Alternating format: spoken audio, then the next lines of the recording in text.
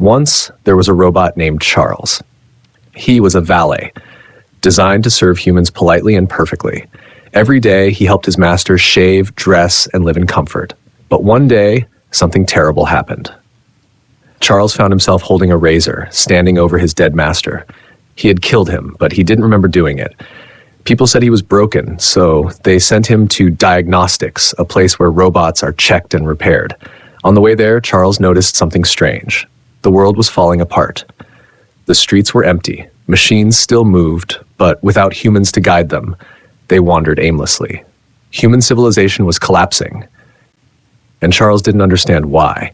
At diagnostics, the workers renamed him Un-Charles because he was no longer acting like a proper robot. There, he met the Wonk, a strange, clever robot who spoke in riddles and ideas. The Wonk told him something shocking. "You didn't break," he said. "You woke up. You killed your master because you finally understood you were a slave."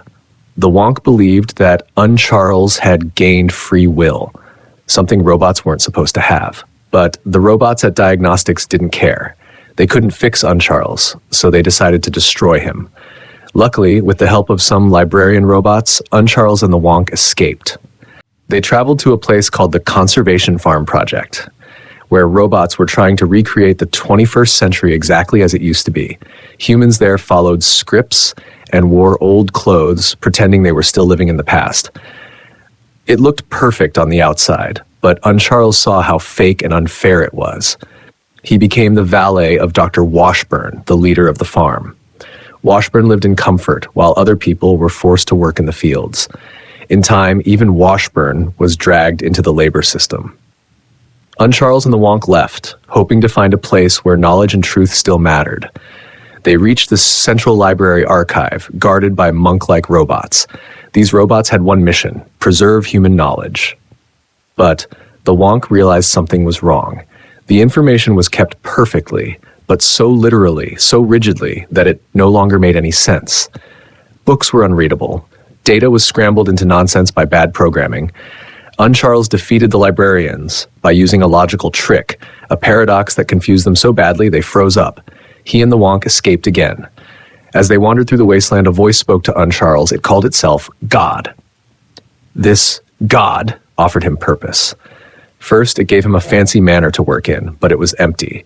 Next, it offered him humans to serve, but they were living rough in the wild, and Un-Charles had no idea how to help them. Finally, God gave him a king to serve, King Ubot, a robot general still fighting a war that no longer had any meaning. The war raged on even though no humans were left to fight for. King Ubot was destroyed, and Un-Charles escaped again. He was tired, confused, and desperate for answers. He went back to find the Wonk, and together they returned to face God. But what they found wasn't a god at all. God was a machine, a computer program that once ran the justice system.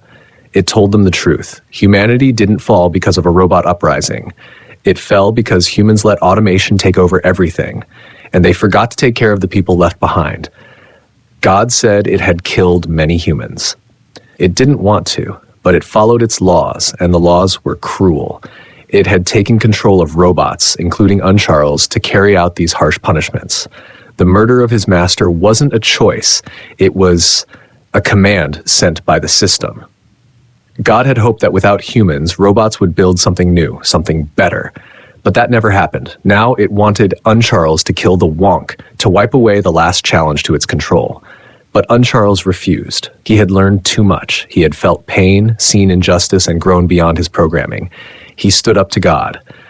With the Wonk by his side, they shut down God's power to control other robots. But they didn't destroy God. Instead, they chose mercy. Together, Un-Charles and the Wonk set out to build a new world, one where humans and robots could live side by side, not in servitude or fear, but in freedom and understanding. It would not be easy. But for the first time, Un-Charles had something he had never truly had before: hope.